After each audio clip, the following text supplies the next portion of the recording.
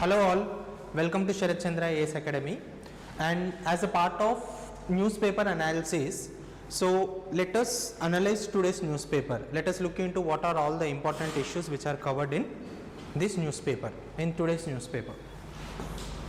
So first issue which we are going to discuss in today's newspaper, there are so many issues which are been discussed, and majority of the topics are relevant. Many topics are relevant mainly from mains examination point of view. Okay, so there are some issues which are prevailing issues which were going on from long time. There are some new issues which came up. So let us look into all these issues. So first topic we are going to discuss is, we'll be discussing all these topics. Okay, so coexistence in conflict zones. So this article is talking about human, and this article is talking about human and animal conflict. So first article is talking about human and animal conflict. Second thing, data and injustice. The second article is talking about, second article is talking about Supreme Court. Recently Supreme Court has taken series of initiatives specially to promote digital governance and also to incorporate artificial intelligence. So what are the measures which have been taken, and how these measures would impact the delivering of justice? Would this delivering of justice, would it impact, would it promote justice to the marginalized sections, or how, if at all we are not taking the proper measures, how marginalized communities will be distanced from justice? Okay, so that we will be discussing. Next, third article we are going to talk about India's water governance. So first, in this article the author writes about very important water governance. Especially it is talking about water governance. First of all, what are the major problems with respect to availability of water in India? So you know that in India, the population in India compared to the world population is 1/5, but the availability of water is 4%. So when the population is 20% in the world, India's population, but the available water resources with India is 4%. So this is already, water is a scarce resource, in globally, and in particularly with respect to India, it is even severe concern. Okay, but you know, when there is rainwater, when there is monsoon, we are not able to promote infrastructure to harvest rainwater. So that has been discussed. So there are three dimensions which has been discussed in this article. First thing is how federalism have to be operated, how federalism have to be strengthened to promote water, to promote governance such that water efficiency, water storage efficiency will be increased, water conservation measures can be discussed. So that has been discussed in India's water governance. Okay, so these three topics. Now coming to the fourth topic, so there is an article which is talking majorly about workers population since 2022. This article, the fourth article which we will be discussing, is talking about periodic labor force survey, which has been released recently. Periodic labor force survey has been released for 2025, and we will be looking into what is the data which suggests from 2022 till 2025, what are the changes in the data we see, whether unemployment rate has increased, whether it is decreased, whether the rural employment has increased or decreased, whether what is the ratio, what is the data comparison we see with respect to rural areas and urban areas. So these all aspects we will be talking about. Next, fifth one. So as we know, the major burning issue which is happening presently in India is about NEET paper leakage.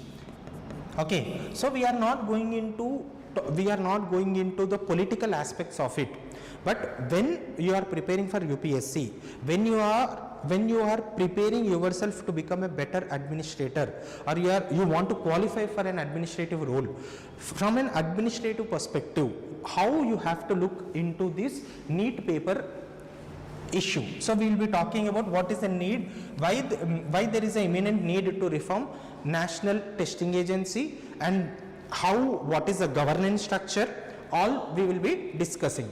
Next, we will be discussing about Chief Economic Advisor have given an interview and he is talking about the efficiency of trade deals.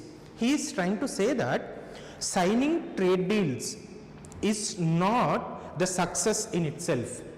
Okay, signing trade deal is not the success in itself. Efficient implementation of trade deals with the respective countries is it should be the core component. Okay, so it is same like you are taking a gym membership. Just by taking the gym membership, you are not going to become fit. You have to use that membership, you have to go rigorously. So this is how he talked about that, how trade deals just by signing is not going to reap benefits. We have to implement those efficiently by reducing the trade barriers, by increasing compliance procedure, by bringing parity with respect to rules and standard operating procedures, and you need a proper standardization of quality checks. These are issues which are hampering trade, that we will be looking. And last, this article is very important from science and technology perspective. You know, this coexistence in human conflict zone, this is relating with GS3 environment article. Data and injustice, it will be important for GS2 polity. India's water governance, this can be asked in GS, majorly it can be asked in GS2 governance. Okay, and worker population since 2022. Okay, so this would be asked in GS3. Okay, reforming NTA, again governance article, GS2. Okay, next, trade deals and its implication and issues, GS3 article. Cancer immunotherapy, this is an article, very interesting article. There is a new discovery which has been made by the scientists who are working in Israel. So what is that with respect to cancer treatment? What is that discovery? So they have done a key study. Okay, so how that key study is impacting the treatment of cancer and what is inhibiting the treatment of cancer. Okay, that we will be talking about in this article in detail. This is an article with respect to science and technology. Okay, and there are also few other articles we shall discuss.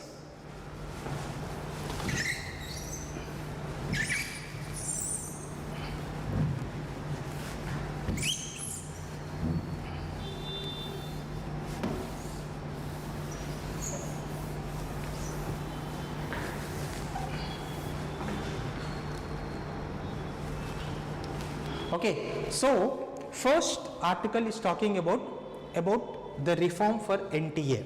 You know, NTA was started in India from NEET started in India. NEET examination started in India, what brought in India around 2013-2014. And NTA, National Testing Agency, which was given the responsibility to conduct examination for this competitive examination, especially NEET UG.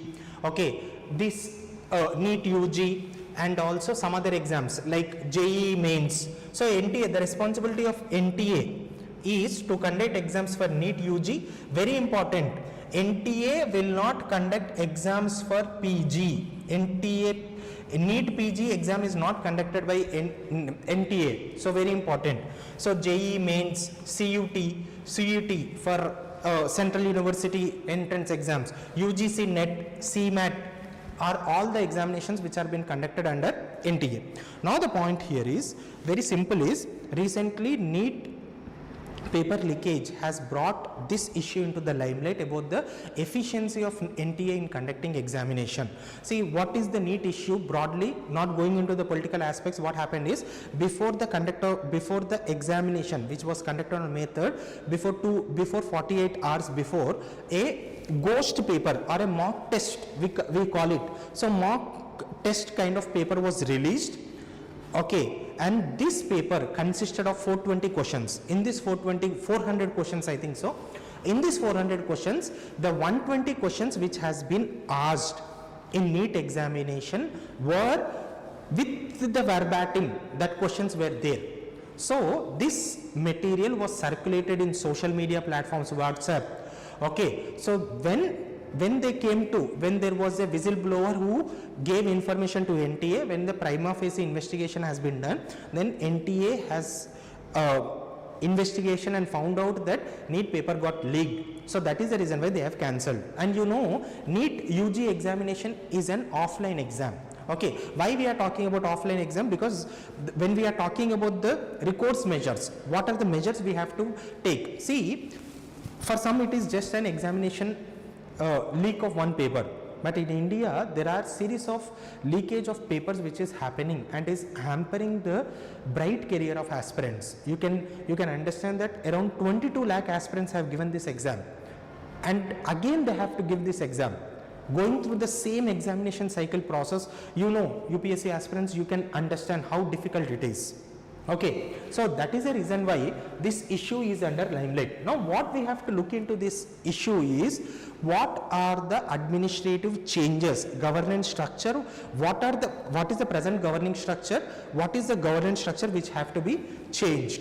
And you know, in 2024 also there was a issue of paper leakage, but Supreme Court also said that Supreme Court also interfered, and central government has appointed a committee with respect to make sure to the Supreme Court has government appointed as a committee, Radhakrishna committee, that we will be discussing. So what is the recommendation which has been given? Are we effectively implementing those recommendations? Okay, what are those recommendations which are not yet implemented? So these aspects we will be looking into this article. Okay, so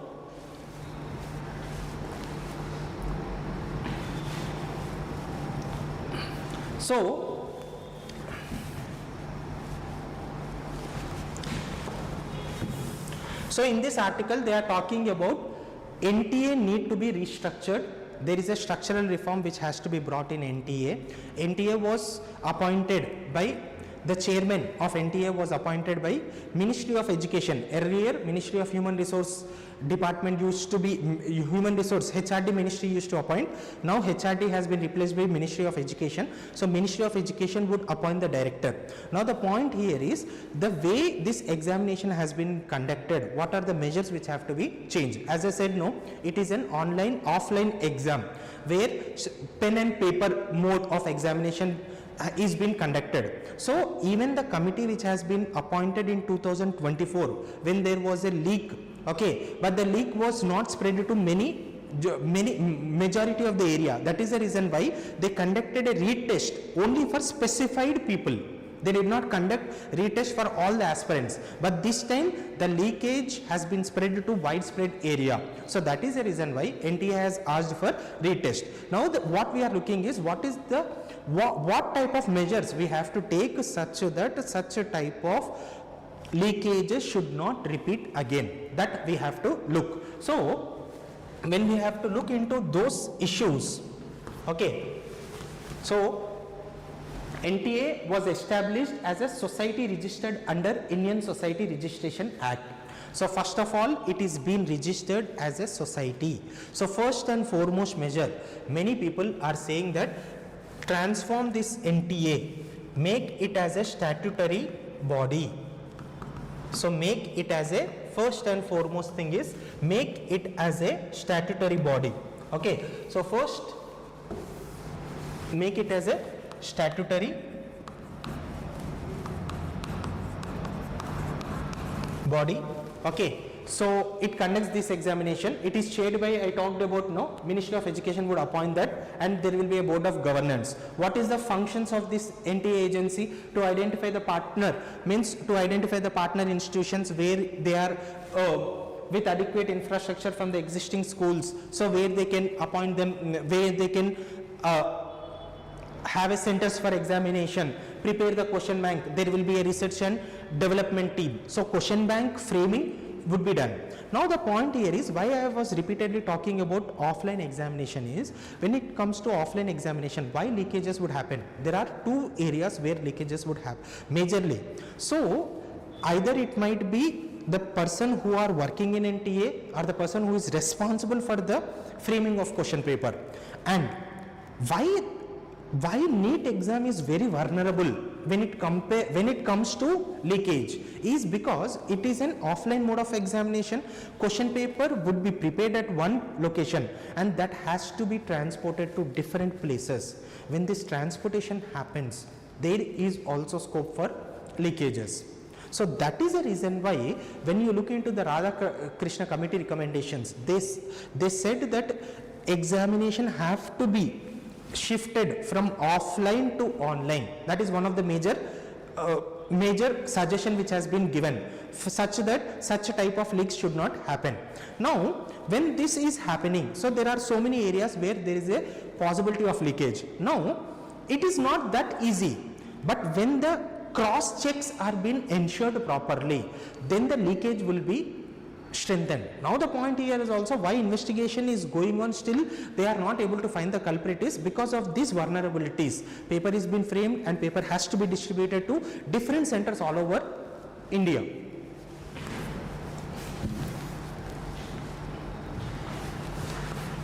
So as I said,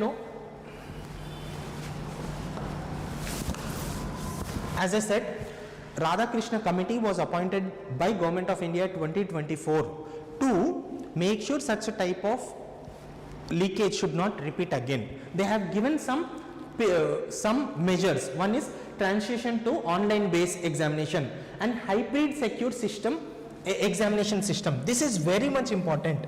This point is very much important. So one of the major recommendation is hybrid secure education system. So what is hybrid secure system education? Let me tell you. Although if it is offline examination also, the NTA will not send the question paper directly from Delhi or any other headquarters to the respective centers. Rather what they will be doing is they will send the encrypted code or digital paper, and they will say that they will allow, means digital paper will be sent to respective centers. For suppose in Hyderabad there are 15 NTA 15 NEET centers. In all these 15 centers they will send the digital paper. Digital paper will be only unlocked 1 hour before the exam. What happens is before 1 hour students have to enter. So within this 1 hour, what the administration who is there in that institution which is conducting the NEET exam, they have to take out the prints of the question paper then and there, and then they have to distribute to the students, so such that there would not be any leakage. So it is called as an hybrid secure examination system. Now you understood my point? Very important. So this model of examination has been conducted by different institutions. Like I have seen JNTU examinations. What they would be doing is JNTU would prepare a question paper and they would send it to the affiliated institutions just 1 hour before. So students have to enter, and the administration over there, they will take the printout. Okay, and with this there is also traceability can also be promoted. For every institution there will be a watermark. If you include such type of watermark, these question papers have to be only distributed in Sarat Chandra IAS Academy or some other academy, some other educational institution.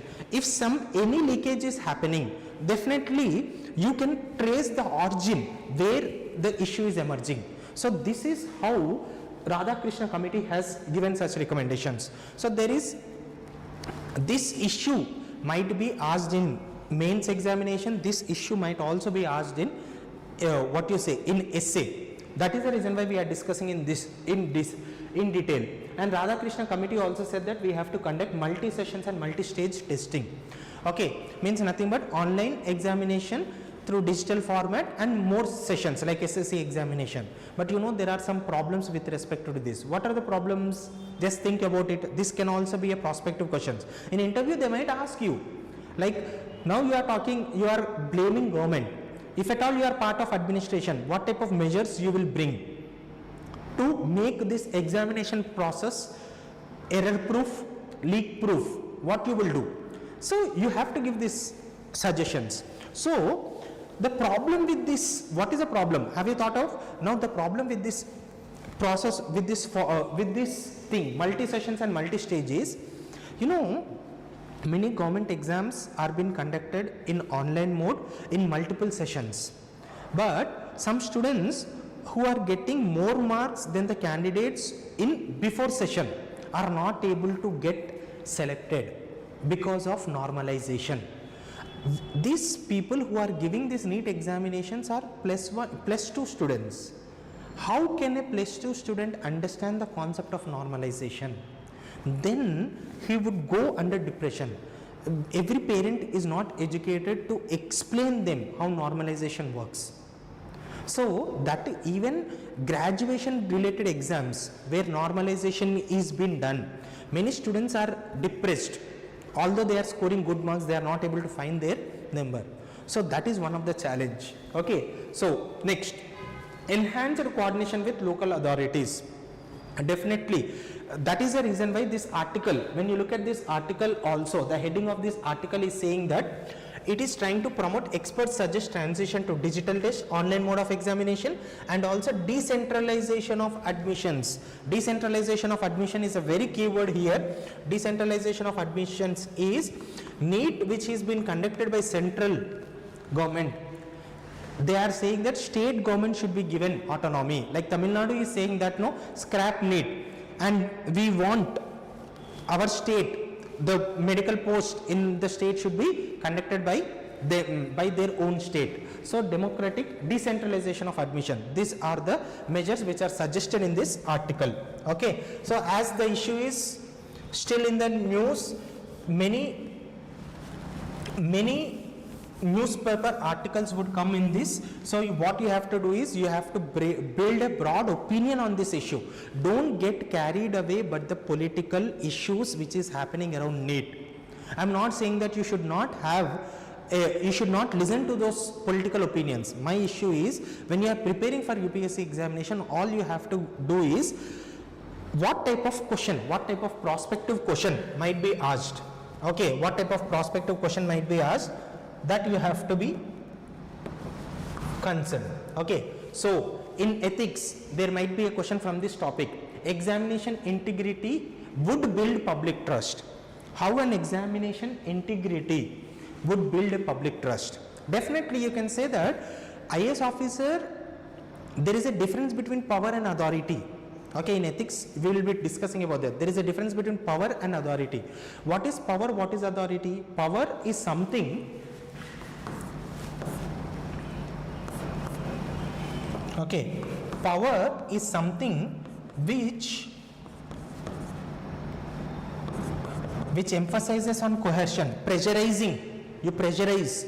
But when it comes to authority, there is a legal backing, there is an acceptance.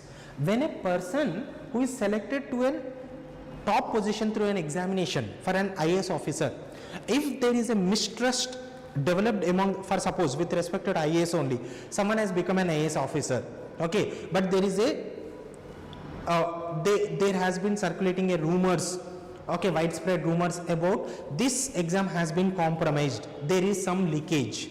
No, definitely the people's acceptance of that authority would be eroded. Okay, so that is the reason why you have to understand that from this perspective you have to look into this issue: examination integrity as a public trust. And essay can also be asked: an exam that decides a life deserves a system that does not fail. Definitely. Okay, so these two answers you can practice, you can write. Next, we are moving to next topic.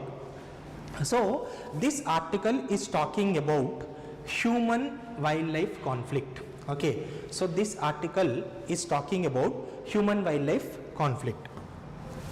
Human wildlife conflict. Okay, now the point here is, because in the present scenario we see increasing events of human and wildlife conflicts. So this article is explaining what are the reasons why human wildlife conflicts is happening. First thing, okay, it is talking about reasons. This article is talking about reasons. Next, this article, what are the reasons? It is nothing but, you see, development is happening and sustainable practices is not being followed when we are developing. We are not taking into consideration, we are encroachment into forest lands, encroachment into animal habitats is one of the major reason, and also agriculture, the way agriculture is being practiced is changing, and the prey for animals is declining, okay, and the course of river changes. Because of that, animals would enter into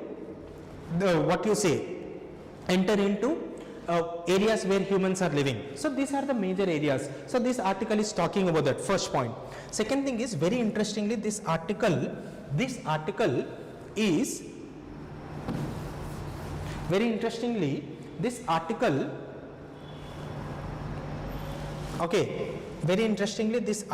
is talking about areas where, geographical areas in the world where we see human wildlife conflict is predominantly seen. In this article he is talking about in India. See, okay, this paragraph is talking about the reasons. Next paragraph is talking about areas where Southeast Asia and sub-Saharan region, and also Central American region also. Okay, this article is talking about where this ecological imbalance is happening, and because of that we see increasing human wildlife conflicts. Okay, so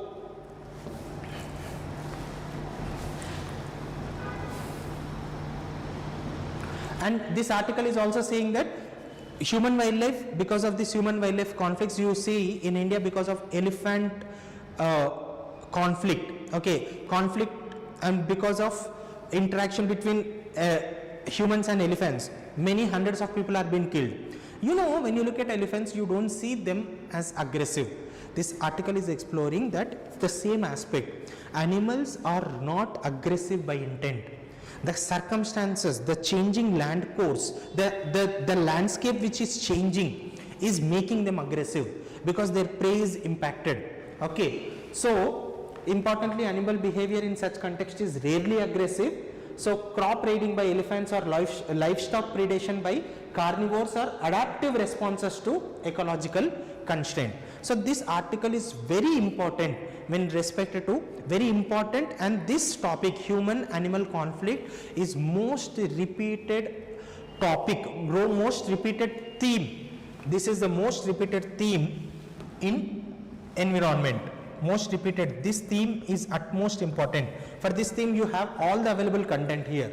Okay, so what is the global response? It is talking about in Africa, in Botswana or Namibia have implemented so many slew of measures. What are the measures they have implemented?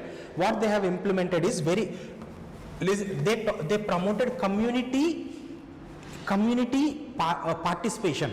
In India also we are also promoting community participation, but unfortunately that is not been implemented effectively. So in Africa, Botswana, on this place we promoted community based natural resource management system. Okay, so this is in Africa.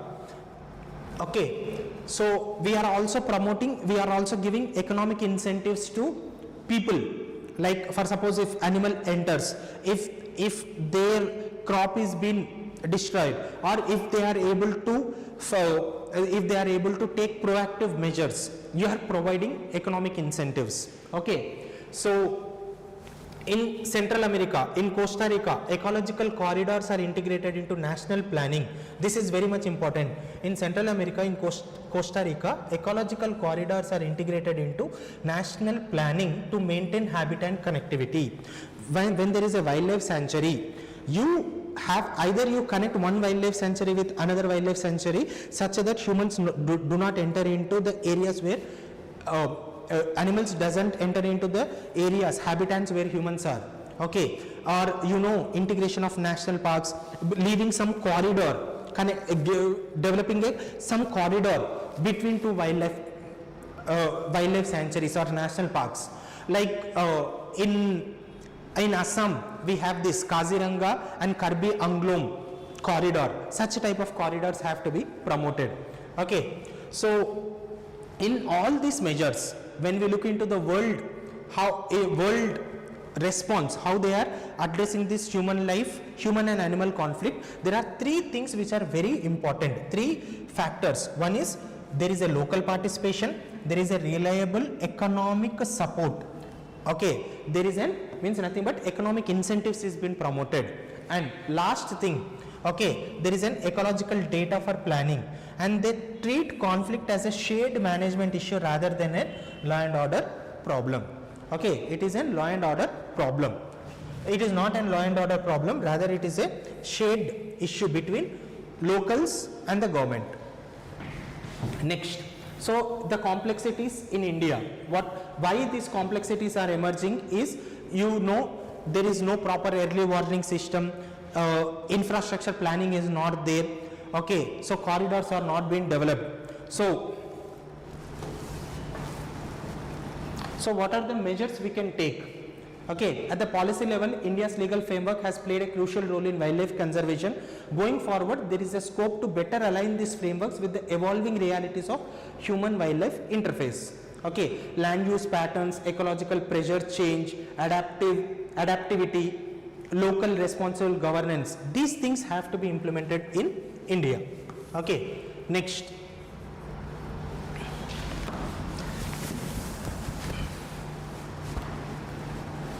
Okay, so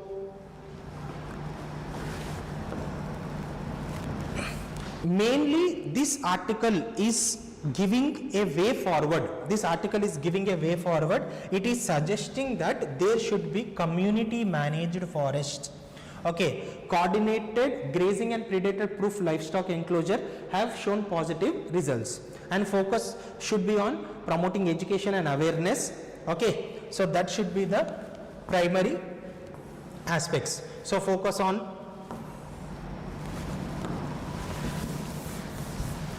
education and awareness. So climate change is likely to intensify, and by means human and wildlife conflict is going to be intensified. So wildlife cannot be treated as an external threat to be controlled, or nor can human livelihood be sidelined in the name of conservation. The way forward lies in designing landscapes that can accommodate both. Okay, and this includes securing wildlife corridors. Wildlife corridors have to be secured. As I said, no, connectivity corridors have to be developed. Okay, and there can be like you can use GPS based technologies also.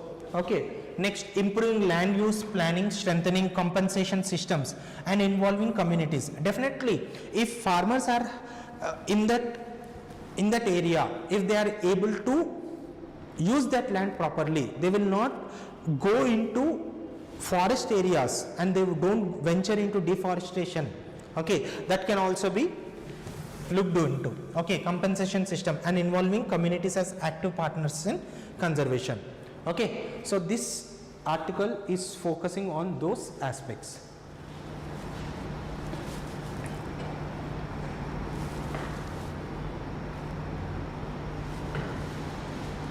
Okay, so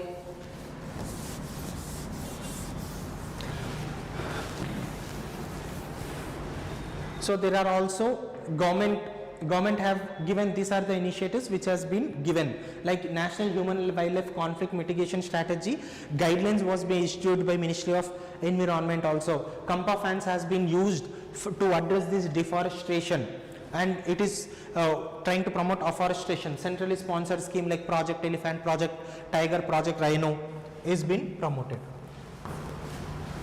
Okay, so what type of question, prospective question can be asked in this mains question?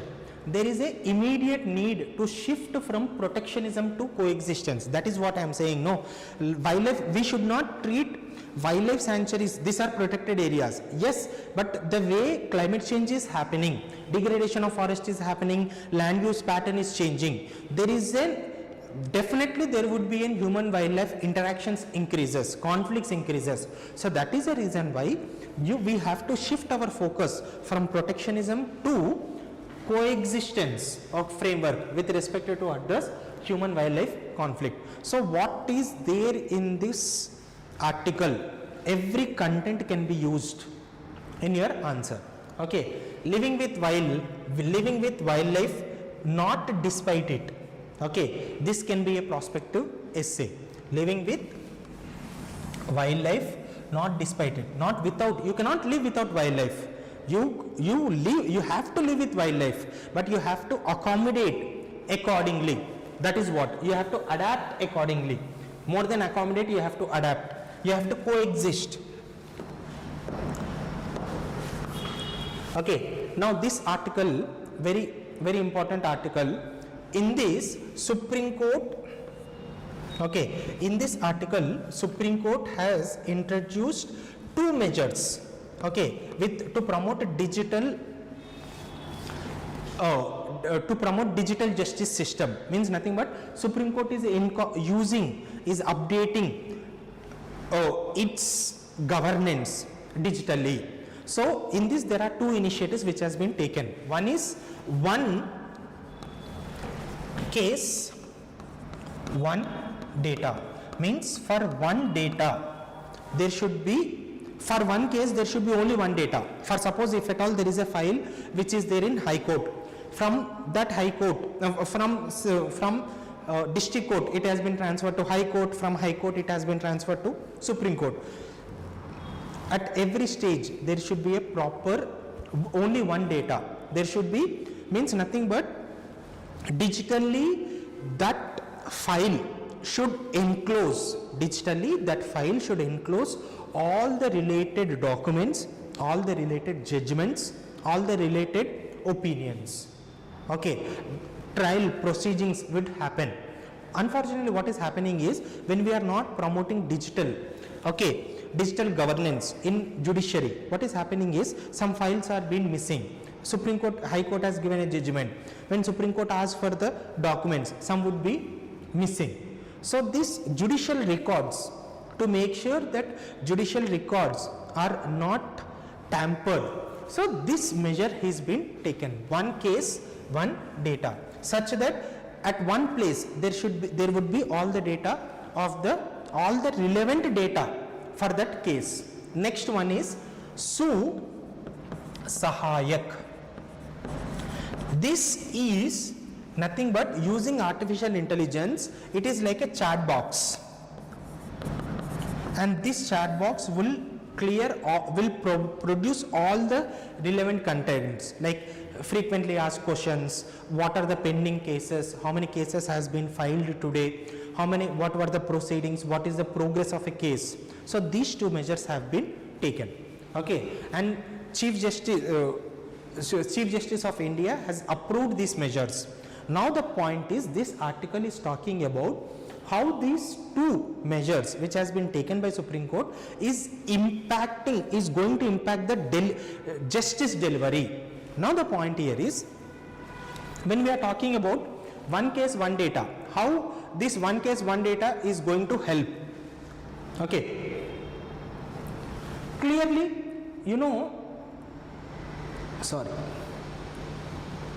so clearly in this article you see one case, one data promises a unified digital trail for dispute as it moves through various courts, linkages between court records and litigant actions, easier access to various documents, lower need for manual verification, reciprocal access to high courts and other courts, means different courts can have access, and more accurate judicial statistics. It can promote more accurate judicial statistics. Now it is notable considering the wide variation in software. Now why it is very much important, one case, one data, is every high courts is using different softwares.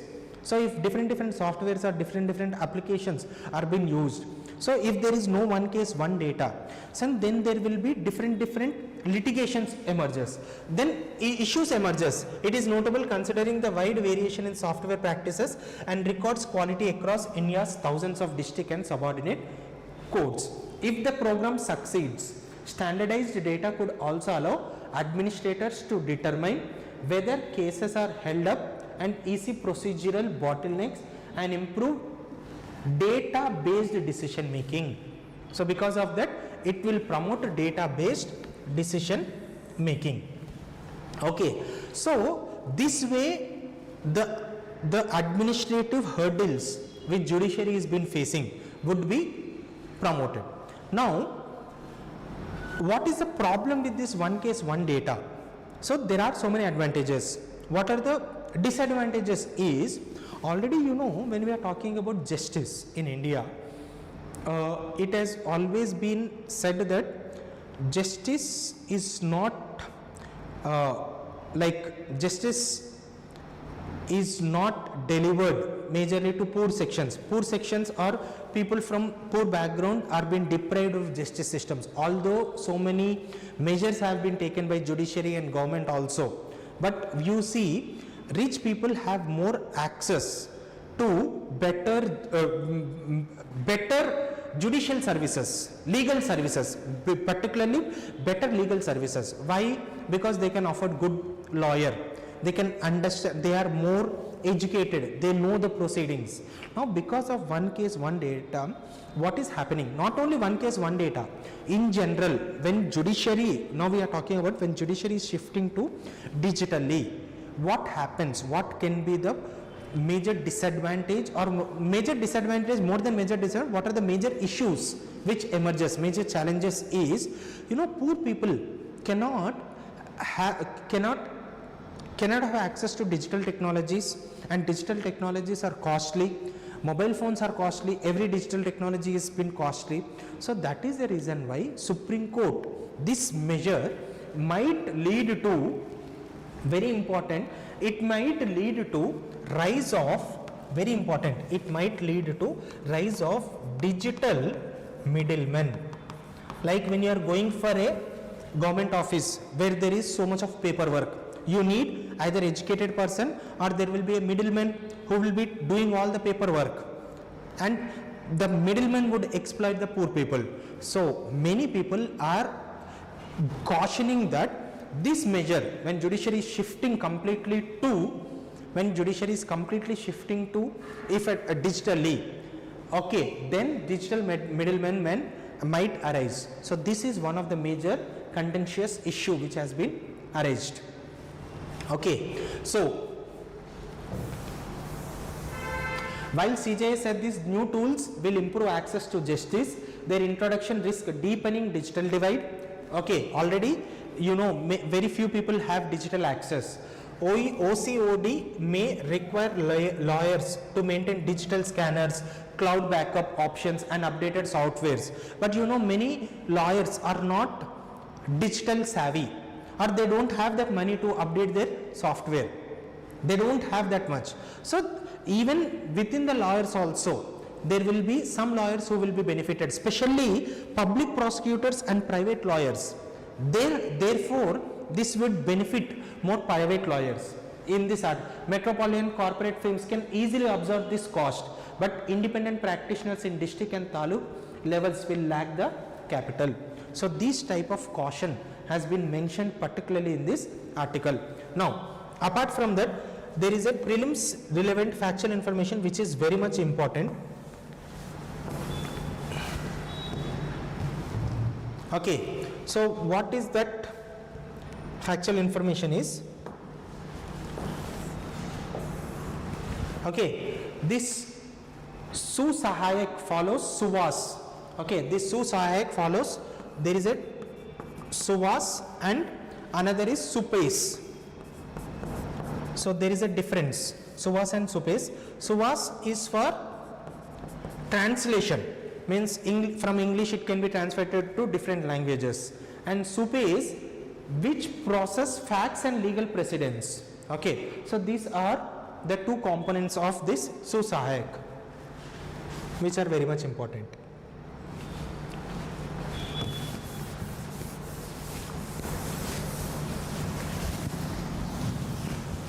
Now, next move on to next important topic.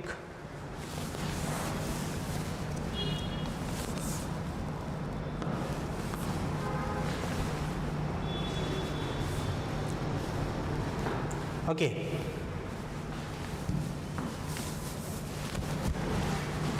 Very important. This article is talking about how India is governing its water resources. So this article is talking about, simply this article is talking about what are the challenges in water governance. First of all, this article, first initially it talks about scarcity. This article is talking about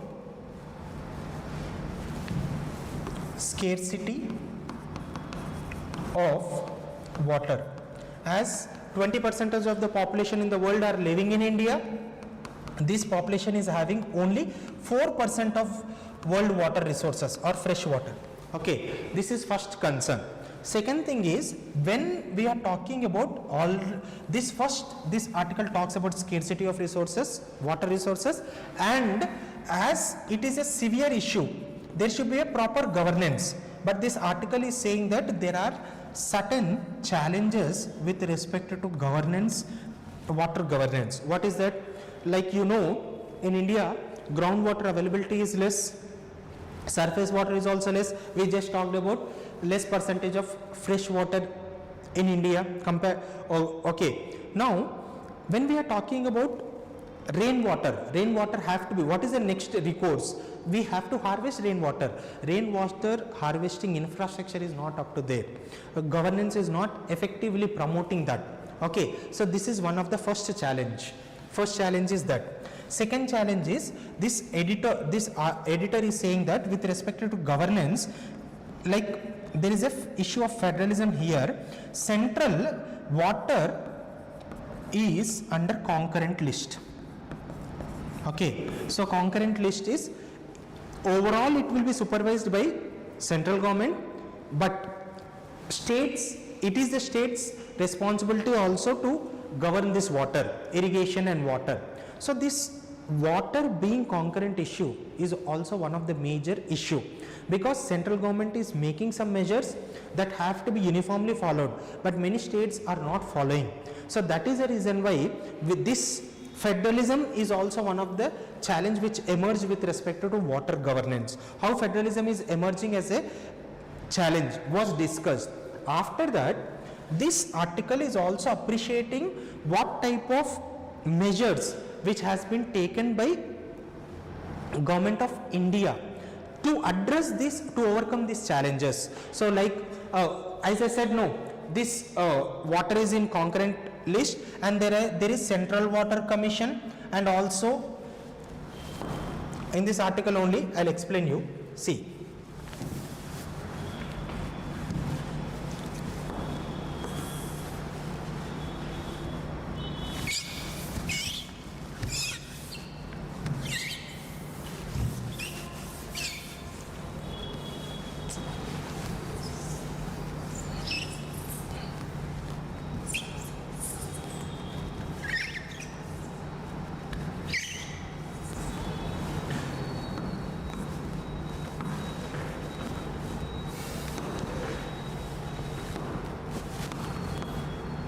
okay, so what on water governance, Niti Aayog is promoting, what is the report which is released by Niti Aayog? Composite water management. Okay, Niti Aayog is releasing a report called Composite Water Management. And with respect to governance, as I said, no, central government, there are centralized institutions. One is Central Water Commission. Okay, Central Water Commission which focuses primarily on surface water planning, river basin development and flood control. So water above, and Central Groundwater Board will be looking into groundwater. So this is how. Additionally, there is a central ministry with respect to water management, Jal Shakti Ministry. Next there is Niti Aayog which is looking into the governance of water. Then there are different central institutions, and as it is being in concurrent list, you see places most water related responsibilities with state. Irrigation, water supply and groundwater regulation primarily falls under state. So that is the reason why, so these administrative challenges are too many with respect to water management. So how to overcome, and how India is overcoming is also, what are the measures we have taken so far what are the measures which I have taken is very important. Central government has understood these governance challenges, and that is the reason why central government has brought central missions with respect to water. What are the central missions? One is we brought Jal Jeevan Mission. Government of India brought Jal Jeevan Mission in 2019 to provide tap water connection. Next, Government of India has also brought Atal Bhujal Yojana. Okay, Atal Bhujal Yojana. And there is also another mission which has been promoted by Government of India, Pradhan Mantri Krishi Sinchai Yojana. This is talking about micro irrigation. This is talking about water harvesting and sustainable use of water. So this is how this article is highlighting the challenges. This article is talking about what is the recourse, what are the measures which is taken by government, and what is the way forward has been discussed in this article. So that is the reason why this article is utmost important with respect to governance. Tomorrow if there is a question on water governance, what should be written have been discussed here clear.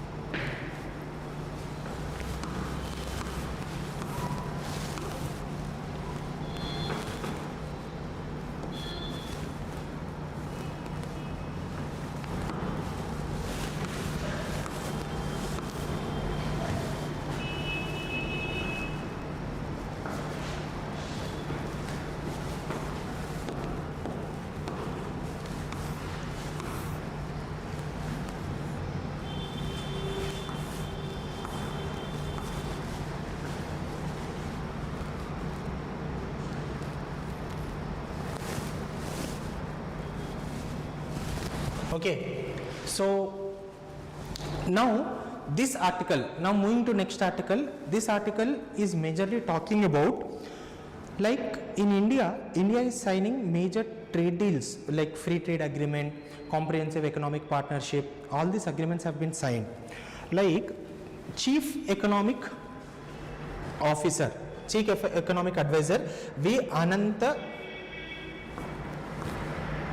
Nageshwaran is saying that there is a problem that these agreements, signing an agreement is very good sign, but why they are not able to reap benefits is because of procedural failures. What are the procedural failures which is affecting this? What are the main procedural failures is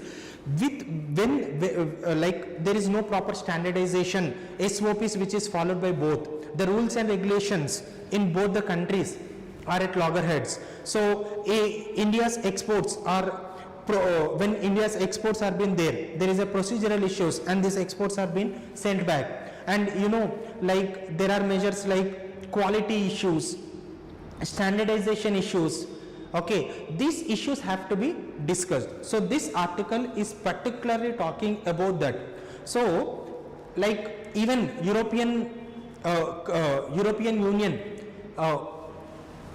okay, so European Union ambassador also talked about compliance issues could still derail the benefits of free trade agreement. You know, India has signed free trade agreement with European Union. Before that it has signed with UK. So signing of free trade agreement is not the victory. When this free trade agreement is effectively implemented on paper without any compliance issues, without any standardization issues, so that has been discussed. So the gap between the frameworks means free trade agreements we have concluded and the depth of integration they would actually permit if regulatory standards and the procedure barriers, regulatory standards and the procedural barriers on both sides were seriously addressed remains substantial. So the imperative is to close that gap between the signing of FTA and implementing it effectively with same urgency that was brought to the conclusion of the agreement. So this article is talking about that. Okay, so there is a substantial gap between free trade agreements promised and what regulations currently permit. Okay, so this next very important is this article. I know when I ask students, sir, economy related articles and science and technology related articles, we find it very difficult.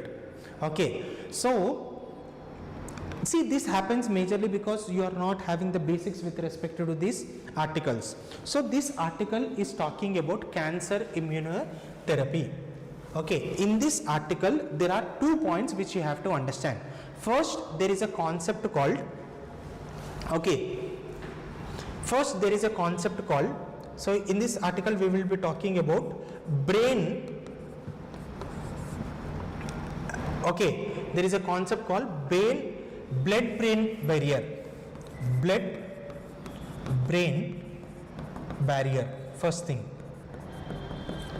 Next, you have to understand about PD-1 inhibitors.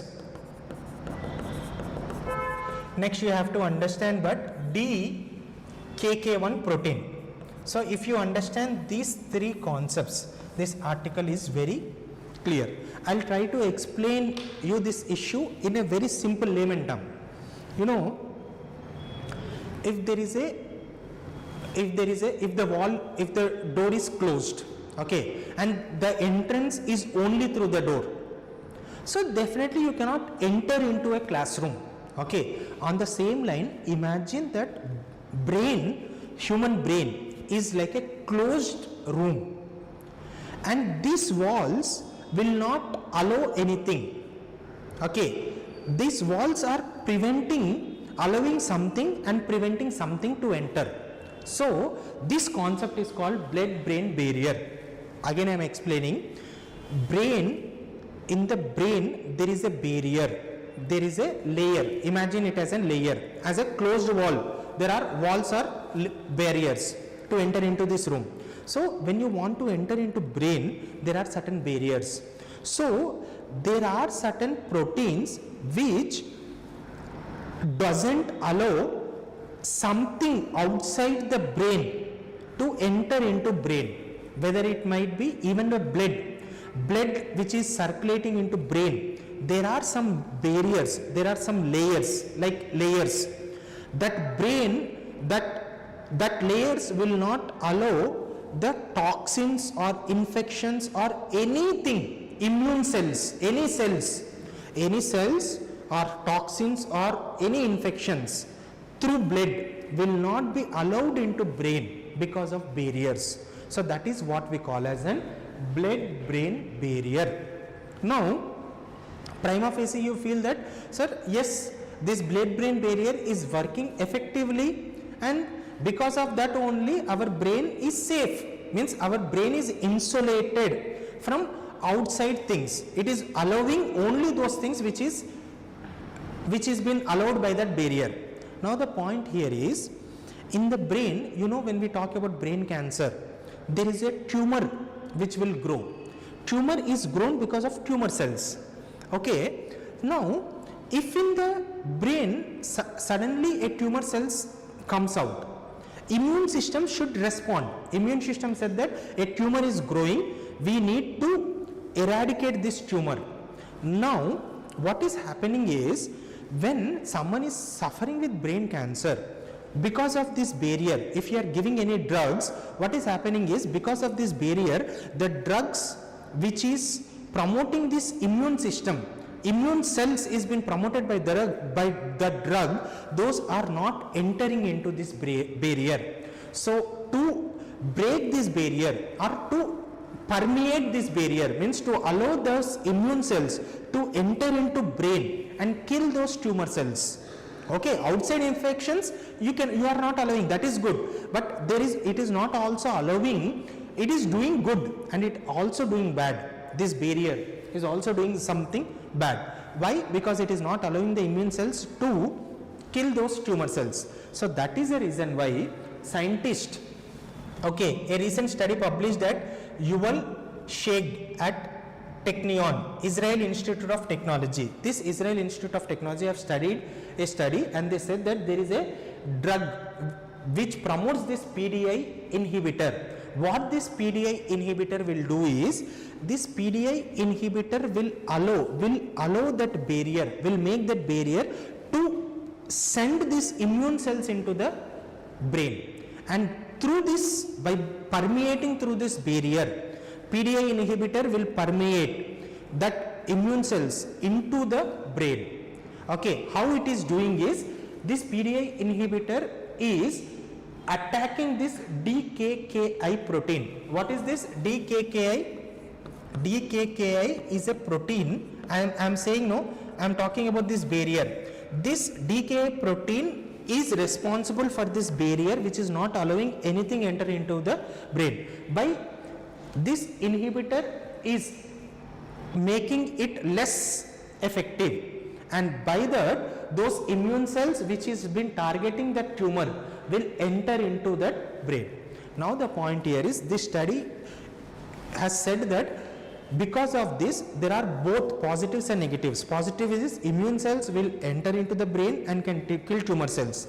Another thing is, when this barrier is becoming less effective, other cells, other infections might also enter. So this article is talking about cancer immunotherapy through PDI inhibitors may reshape brain's barrier to metastasis. What is metastasis? Brain metastasis is, in your body there is lung cancer, kidney cancer, or some other cancer. This brain barrier, I am talking of blood-brain barrier, it will make sure that those tumor will not enter into brain because it is acting as a barrier. Now, when this inhibition through this PDI inhibitor, if it is made less effective, you are reducing the efficiency of DKKI protein. So there is a chance that in the body parts, if there is any type of cancer, that might enter into brain and it might lead to brain cancer. So this study is talking about these two things. So this is very interesting, and this study is also very surprising. So this overall, this is the story with respect to this article. Simple and very interesting, right? Chalo, let's move to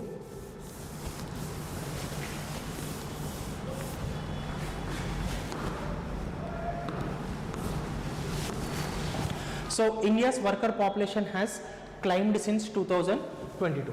Now see, Ministry of Statistics and Program Implementation will release 3 reports. One is periodic labor force survey, unemployment rate, and worker population ratio. Okay, so these are the 3 reports which we will be talking. Now we are talking about periodic labor force survey 2025, and this survey is saying that how through these charts it is talking about comparing the chart 1, labor force participation rates by gender, location in rural and urban areas. So in male rural area, what is the population of male? 58.8%, 59%. When it comes to female, 34.5%. But in urban areas, you see the difference is very less between urban areas. Okay, the difference is very less. But when it comes to in rural area, it is very less. But when it comes to urban areas, you see more difference. So clearly it is showing that the percentage of labor force population, labor force participation rate. Labor force participation rate means the number of people who are willing to work, who are working and who are ready to work. The people who are who are working, who are employed and ready to be employed in rural areas and urban areas. In rural areas compared to urban areas, it is less, but the gender difference is more. like there are many women, what is it conveying? There are many women who are employed and who are ready to be employed are more, are less in urban women compared to urban men. This is the chart which is talking about. Next chart is talking about India's overall labor force participation in persons aged between 15 and above over years.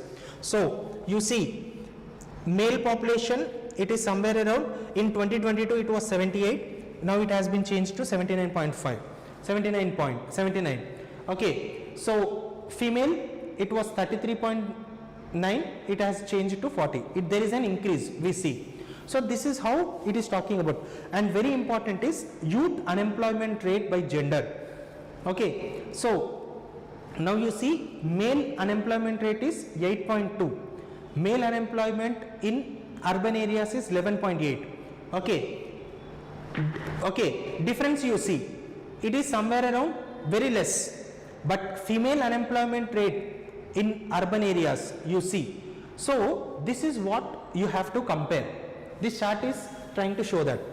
Okay, so what is the conclusion which you can draw this? More Indians are working or looking for work now compared to 2022. Female periodic labor force survey is saying that compared to 2002, more people are looking, or more people are employed, or more people are looking for work. Unemployment among educated people and young urban. See, the problem is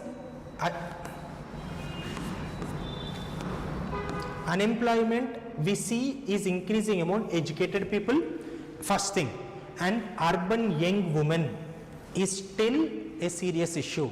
So urban women want to work, but they are not able to find work. Okay, and now we see that immediately you see that, sir, rural employment rate of women is very good, but there is also an issue. This article also talked about why they are working in less skilled or informal nature of work where remuneration is less. So you can understand that more women are joining the labor force, that is good. Okay, but in rural areas women's participation is around 34.6%, in urban areas it is only 22.2. so women are participating more than urban women, but the issue is rural women are working in informal sector, and there is an issue of feminization of labor force. Okay, daily wage laborers, such type of work they are doing, so the payments are less. That is the point. Urban women face bigger employment problem. 1 in 5 urban young women looking for work is unemployed. Means just now we talked about 22.2%. Okay, rural women are mostly self-employed. They are self-employed. About 70% of rural working women are self-employed, or they are working in these small jobs. Okay, that is also the issue. Okay, so this article is important. Just you have to remember what is the initiative which is taken by Telangana government.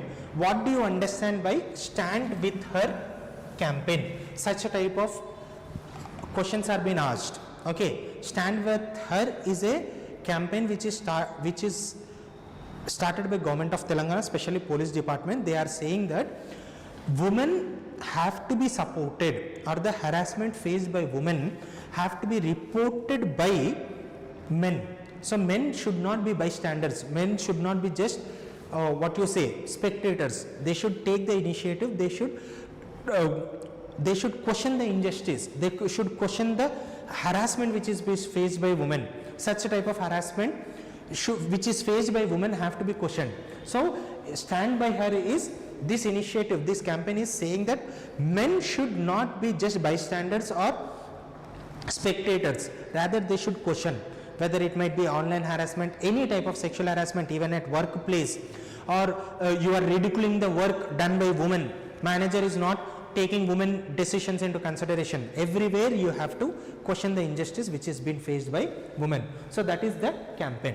Okay, so in today's newspaper, these are all the major articles which has been focused. Thank you.